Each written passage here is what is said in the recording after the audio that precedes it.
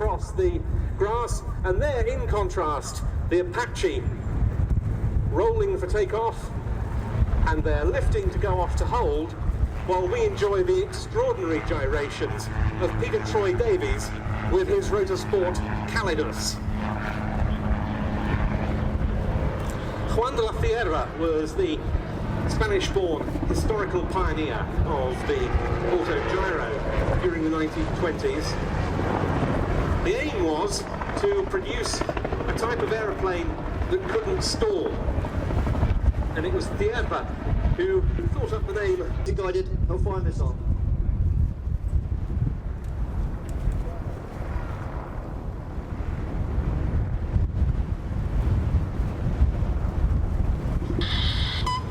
Gunship rifle.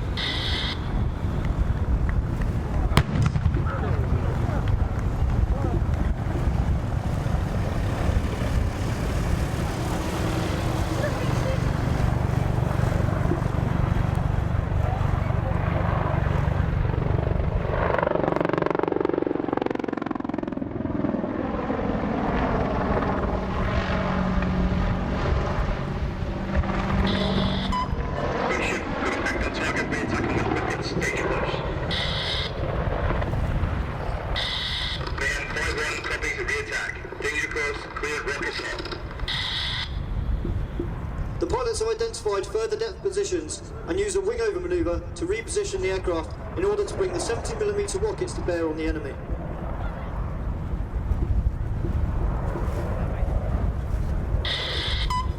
Gunship cleared hot, tipping in rockets.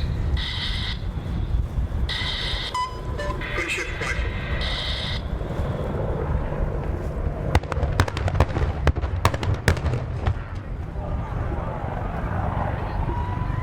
On recovery from the diving fire profile, delivering a successful rocket strike, Jim reacts dynamically to avoid any ground fire. He conducted a 270-degree wing.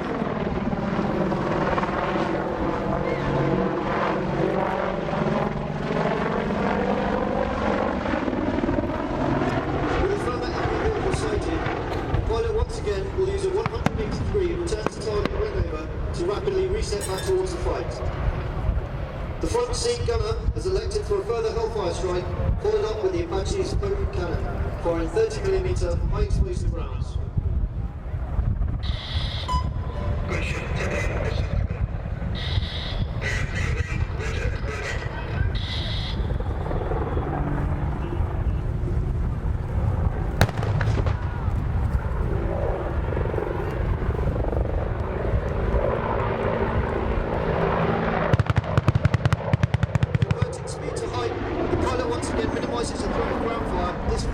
Rapid climb and bunt. This makes tracking and predicting the aircraft's flight difficult for an enemy attempting to engage. It sees the aircraft from pitch 90 degrees nose up to 90 degrees nose down at the highest point of the manoeuvre. After 3 successful strikes and with their enemy vehicles burning, the pilot positions the aircraft in a high wheel, circling the target to allow the front seat to conduct a comprehensive battle damage assessment on the target. While Staff Sergeant Bowker scans with the cameras, Jim spots a remaining enemy soldier with a surface-to-air missile preparing to engage the aircraft.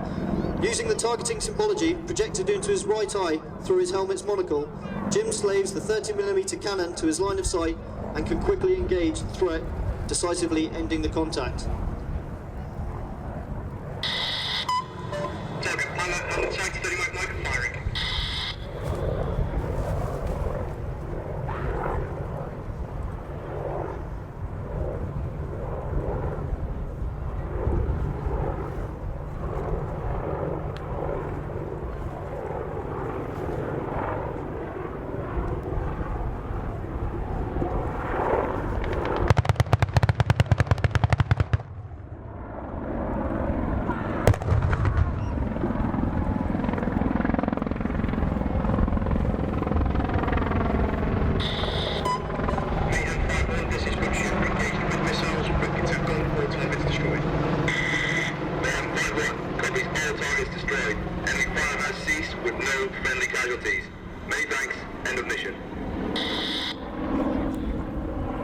With the threat eliminated and the friendly ground forces safe, gunship has demonstrated the value of Apache close air support and the lethality of its precision strike weaponry, whilst also acting as a deterrent to future enemy action. Concluding the tactical demonstration, Major Trahan will now position the aircraft for a short routine to display the Apache's impressive range and manoeuvrability. Establishing in the high hover at 800 feet, Jim will initiate with cyclic stick to pitch the aircraft to 90 degrees nose down, balancing with pedal before performing a banking twist to recover at 200 feet.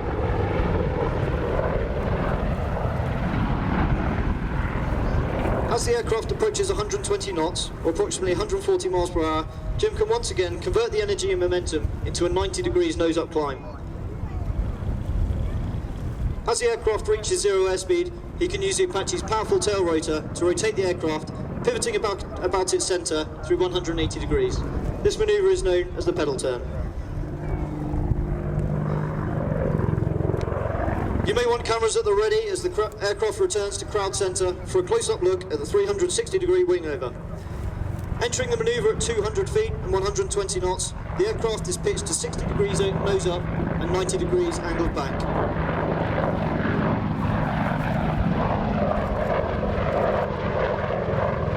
Combining off-cycling and pedal inputs, as well as monitoring the power required, the 10-ton helicopter can be flown back over its right shoulder through 360 degrees.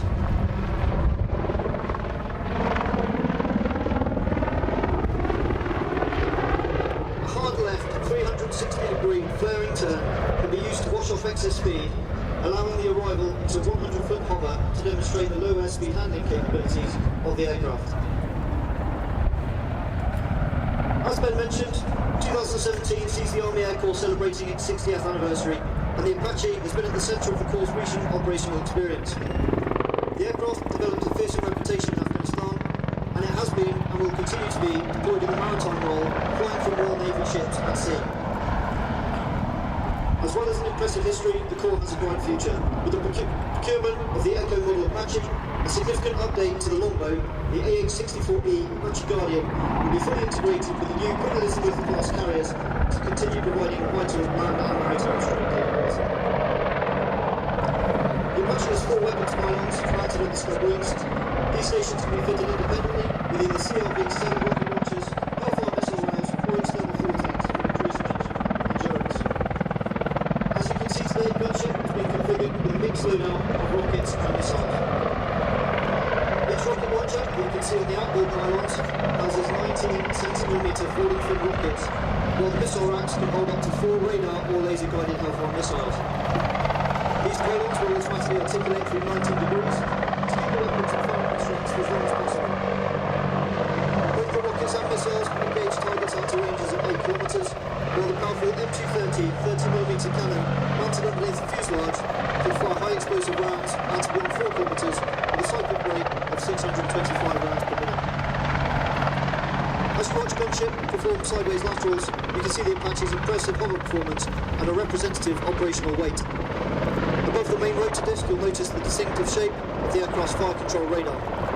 The radar is able to scan out to 8 kilometres, detecting over 1,000 targets, prioritising them, and offering the pilot 16 simultaneous firing solutions through the aircraft's weapons processors. Along with target detection and missile guidance, the radar is also capable of mapping the terrain ahead of the aircraft in flight to assist with navigation and terrain avoidance at night or in bad weather. On the nose of the aircraft is the Target Acquisition and Designation Site, or TADS. This houses the day TV and infrared cameras, as well as the Class 4 laser for ranging and missile guidance. A further infrared sensor, mounted above the TADS, can be slaved to the pilot's helmet position, allowing flight at night in pitch black, solely with reference to the image projected into their right eye from the helmet-mounted monocle. As seen earlier, this helmet sight can also be used to control the position of the gun, one of the Apache's more famous party tricks. The Army Air Corps continues to actively recruit both officer and senior non-commissioned aircrew, making the Army the only service that offers a flying career to both soldier and officer pilots. Completing the rapid 180-degree return to target to your front, Jim will then approach head-on for another look at the 360-degree wing over, demonstrating the awesome power of the 2 turbomecha engines mounted either side of the fuselage. Each engine provides over 2,300 shaft horsepower, meaning together they produce more power than 4 Formula 1 racing cars.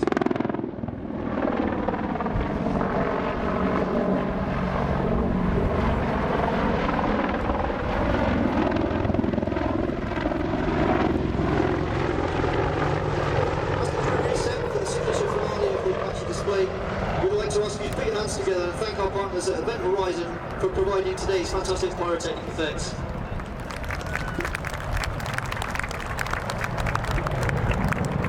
If you are out capturing photographs today, this may be one that you would like, so please do have cameras at the ready for a final opportunity.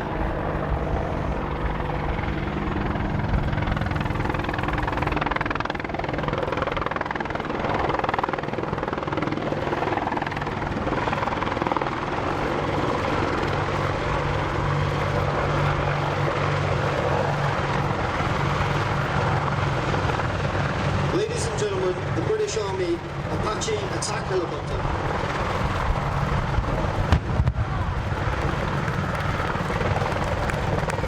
So that concludes today's demonstration of the Army Air Corps Apache helicopter. So on behalf of the whole team, Major Traherne, Staff Sergeant Bowker and Gunship will now perform the customary bow to thank you for your support.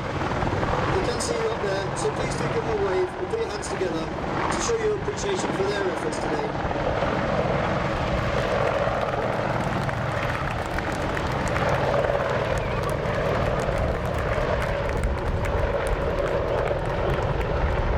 Ladies and gentlemen, your 2017 Attack Helicopter Display Team.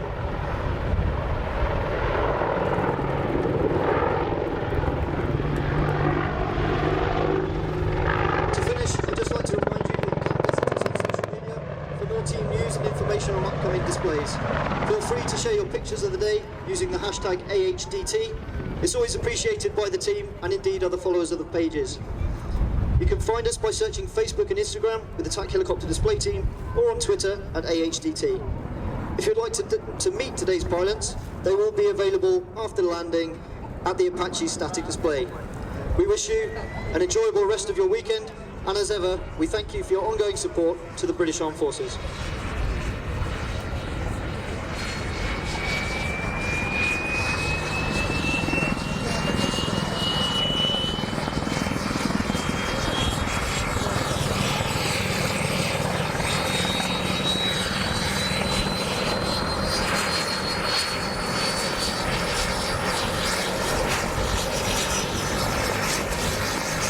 So now, critical activity as the Apache prepares to land on the flight line. Here today, as well as the shares of the ending of the US Air Force Base from Army Hall. Meantime, the great school of their force, 28,300 tested out, and also the